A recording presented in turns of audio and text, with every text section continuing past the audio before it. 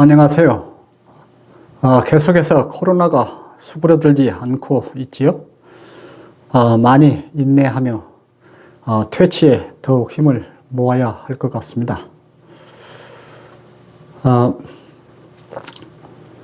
여러분은 철학하면 무엇이 먼저 떠오르시나요? 관상사주? 고리타분하거나 쓸모없는 잡다한 이야기들? 골치 아픈 것? 배고픈 것? 가치 있는 듯 하나 생활에는 별로 도움이 안 되는 것? 처세? 윤리? 도덕? 멀리 내다보는 안목을 갖춘 지식 또는 지혜? 또는 인간의 심리, 내면 또는 정신을 다루는 학문? 아니면 다른 무엇인가요? 나는 한국철학회 회원으로 있긴 합니다만 국내 대학의 철학과들에서 어떤 과목들을 가르치고 현재 철학계에서 무엇이 가장 큰 연구 쟁점이 되고 있는지 잘 모릅니다. 제가 여기에서 말하려는 철학이라 하면 그에 제한되지 않고 가장 일반적인 관점에서 철학입니다. 본래 철학, 즉 필로소피의 뜻은 사랑한다는 뜻을 가진 필로와 지혜라는 뜻을 가진 소피아가 합쳐져 있었던 것으로서 특별한 영역이나 대상은 없이 지혜를 사랑한다라는 뜻이었습니다. 옛 그리스 철학은 인간에 집중되기는 했습니다만 신 아래에서 자연과 인간, 자연 속에서의 생명, 자연과 무생명 속에서 인간, 인간 속에서의 개인에 대해 다루었습니다. 그래서 철학에는 물질과 정신이 같이 포함되고 철학은 혼, 정신, 마음, 처세, 윤리, 도덕, 수학, 과학, 천문학, 예술, 언어, 정치, 의술까지도 포함하면서 모두를 통합해서 보려 했습니다.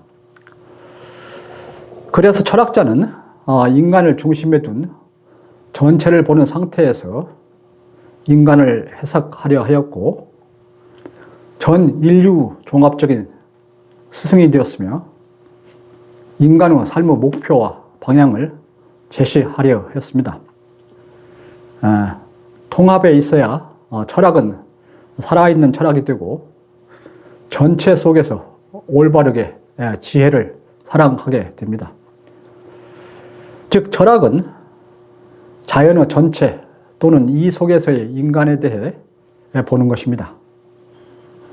이해한다는 것은 관계, 즉 이어짐을 이해하는 것이고 모든 학문에서 연구는 이어짐에 대해 이해하는 것이지만 특히 철학에서는 이어짐을 놓치면 관계를 놓치면서 전체는 물론 독립적으로 다루려 하는 개체에 대해서도 제대로 이해하지 못하게 됩니다. 그래서 철학은 분해가 아니라 통합입니다.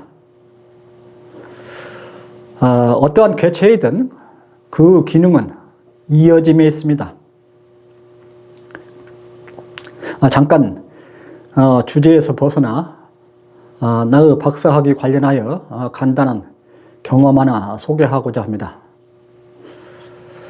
내가 캠브리지 대학에서 박사학위 연구를 모두 마치고 논문 작성에 들어가려 할 때 지도교수였던 로저 니드햄, 그는 나중에 대학 부총장을 역임하고 애석하게도 일찍이 세상을 떠나셨습니다만 나에게 일생의 지침이 될 한 가지를 주문했었습니다.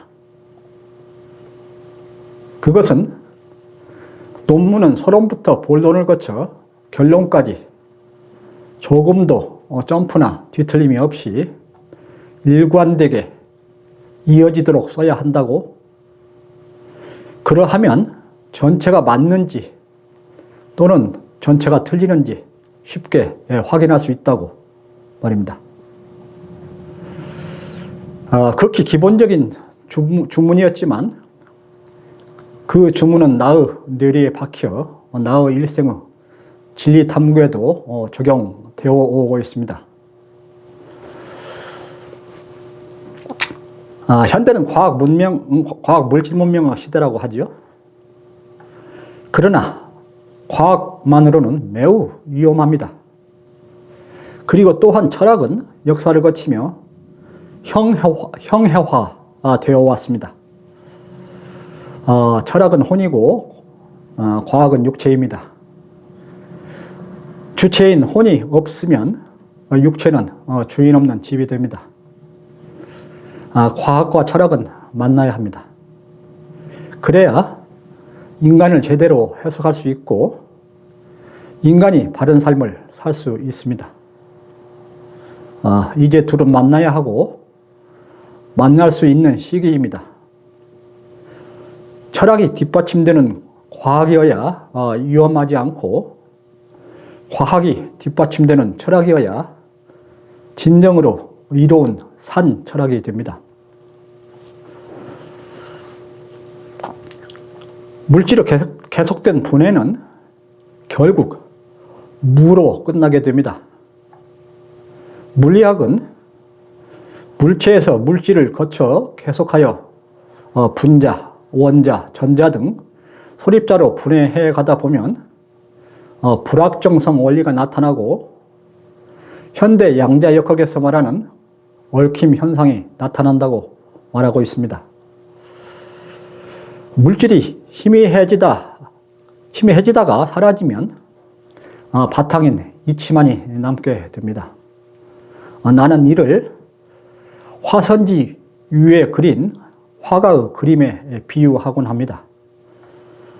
진하게 칠해진 페인트 그림은 산, 강, 집, 사람, 짐승 등 모습이 매우 뚜렷하게 보입니다. 그러나 이들을 칼로 긁어가다 보면 그려진 그림들의 모양은 차츰 희미해지고 바탕인 화선지가 서서히 드러나게 됩니다. 물질 세계의 바탕은 이치의 세계인 것입니다. 2500년 전의 4대 성인들은 직관과 깊은 통찰을 통해서 인간의 혼과 정신과 마음을 잘 관찰했으나 당시에 자연에 대한 이해, 즉 자연과학은 매우 미미했었습니다. 자연의 현상이나 법칙들은 일반인들에게는 차라리 무지와 두려움과 경외의 대상이었습니다. 그런데 특히 아리스토텔레스 이후 계속해서 분리, 분해, 분석으로 나가면서 물질을 해석하는 과학이 발달하고 철학은 세부 분야들을 하나하나 빼주기 시작하면서 형해화되며 껍질만 남고 지엽으로 흘러 지금은 죽은 철학이 되고 개똥 철학이 되고 철학을 위한 철학이 되었습니다. 분해와 분석은 과학에는 어느 정도 맞는데 철학자들은 철학에도 이들을 잘못 적용해왔습니다. 더욱이 계속해서 발달해온 과학은 인간을 물질로 보고 물질로 취급하려는 위험에까지 이르렀습니다. 물론 전체의 기능을 알려면 내부를 들여다보아야 하고 내부 구조를 알아야 하고 때로는 분해하여 볼 필요가 있습니다. 그러나 결코 분해하면서 떨어져 나가고 끊어지는 그 이어짐들의 기능을 놓쳐서는 아니 됩니다. 전체를 제대로 이해하려면 분해했던 것을 다시 통합해 이어짐을 놓침이 없이 포함하면서 전체를 보아야 합니다. 인간을 개인 사이의 관계, 개인과 다른 생명, 자연, 진리, 이치와의 관계를 끊고 개체 단독으로 보려 하거나 개체에 있어서도 정신과 육체를 분리시켜 어느 하나만을 보아서는 인간을 결코 제대로 이해할 수 없습니다. 현재 철학은 몇천 년, 몇백 년 전에 성인과 현인들에 의해 말해지고 써졌던 것들을 해석하고 이해하고 풀어먹는 수준에 있습니다. 어느 분야이냐, 무슨 파에 속하느냐, 어느 지역의 철학이냐, 과거 어느 유명한 철학자에 관한 전문가냐 하면서 과거의 것들을 해석하고 이해하는데 급급하게 합니다. 결코 어느 한 집단이나 분야에 속해서는 경계 밖을 알기 어려우며 큰 철학을 할 수가 없습니다. 경계를 만들며 소속된다는 것은 그 자체가 곧 한계를 가짐을 의미합니다. 그러면서 현대 철학은 인간의 주체인 혼과 정신과 마음을 육체에 빼앗긴 채 물질과 육체를 중심으로 살아가는 사람들, 그들의 기호 또는 시대의 흐름, 정치, 경제, 과학, 물질문명, 집단주의, 애국주의, 종교 종파에 비를 맞추고 아첨하면서 기생하고 있습니다. 물질문명에 지친 사람들에게 위안이나 주고 정신적 피난처나 제공하고 이야기거리나 제공하고 심지어는 직업 삼아 철학을 하는 일부 사람들은 일반인들의 풍부한 물질적 삶이나 노후 복지를 지원하며 어떻게 정부 보조금 또는 프로젝트나 받아 연명해볼까 생각합니다.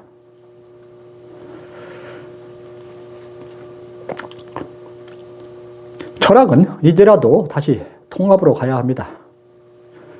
과학은 계속해 발전해왔고 자연과 인간의 육체에 대해 많이 이해하게 되었습니다. 지금은 차라리 과학이 오감으로 느껴지지 않는 정신이나 마음은 없다고 하면서 이들까지도 물질적으로 해석하려 시도하고 있습니다. 그들은 물질을 분해하여 해석하면 그 속에서 정신이나 마음을 찾을 수 있을 것이라고 생각합니다. 인간을 육체적으로 계속 분해해가면 각 기관들, 세포, 단백질, 지방, 탄수화물, 분자, 원자, 전자를 거쳐 무로 사라지게 됩니다. 매우 헛되고 위험하고 잘못된 시도입니다. 과학의 매우 큰 위험은 오직 오감으로 느껴지는 물질만을 인정하고 물리적 증거만을 채택하면서 순수 사고에 의하여 인식되는 어떠한 물리세계보다도 원천적으로 존재하는 이치나 진리를 인정하지 않으려 하는 것입니다. 유물론자들이 신을 철저히 부정해버리는 이유도 여기에 있습니다. 과학과 철학, 종교는 만나야 합니다. 만나야 할 시기이고 만날 수 있는 시기이고 만나면 좋은 시기입니다. 그래야 살아있는 철학이 되고 과학 만능의 위험이 사라지면서 모든 것을 하나의 이어짐 속에서 보면서 인간을 제대로 해석할 수 있고 인류가 제 이치에서 바른 삶을 살아갈 수 있습니다. 과학은 속히 물질적으로만 보는 위험에서 벗어나야 합니다. 인간이 과학을 이끌고 나가야지, 과학이 인간을 이끌고 나가면 인류에게는 파멸만이 있을 것입니다.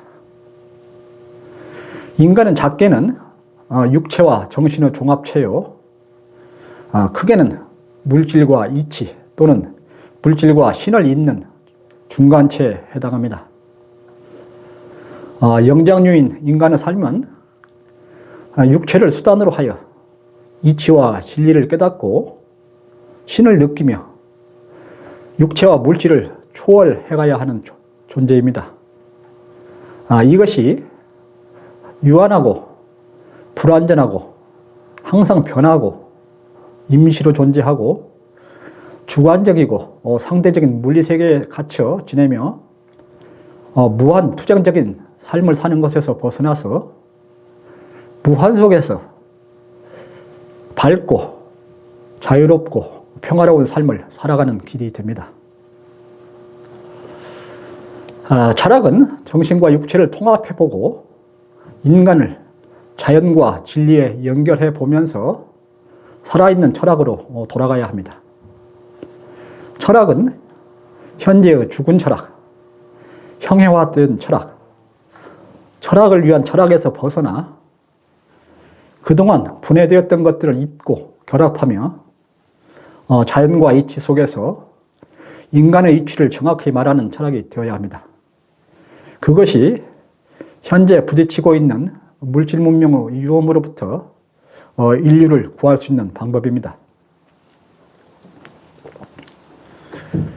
나는 우주가 살아있기에 그 내에서 각 부분들이 살아있다고 말해오고 있습니다. 과학은 철학을 만나야 하고 철학은 과학을 만나야 합니다. 온참의 유니소피는 과학과 철학이 간격과 모순과 뒤틀림이 없이 하나로 통합되는 참하고 온전한 철학을 말하고 있습니다. 오늘의 주제를 마치면서 다시 반복하여 강조하고자 합니다. 과학만으로는 매우 위험합니다. 철학은 그동안 형해화되어 왔습니다. 철학은 혼이고 과학은 육체에 해당합니다. 주체인 혼이 없으면 육체는 주인 없는 집이 됩니다. 과학과 철학은 만나야 합니다. 그래야 나는 누구이고 인간은 이 우주상에서 어떠한 존재인지를 제대로 알면서 인간을 제대로 해석할 수 있고 인간이 바른 삶을 살아갈 수 있게 됩니다. 이제 둘은 만나야 하고 만날 수 있는 시기입니다. 철학이 뒷받침되는 과학이어야 위험하지 않고 과학이 뒷받침되는 철학이어야 살아있는 철학이 됩니다. 고맙습니다. 다음에 또 뵙도록 하겠습니다. 코로나와 감기에 유의하시기 바랍니다.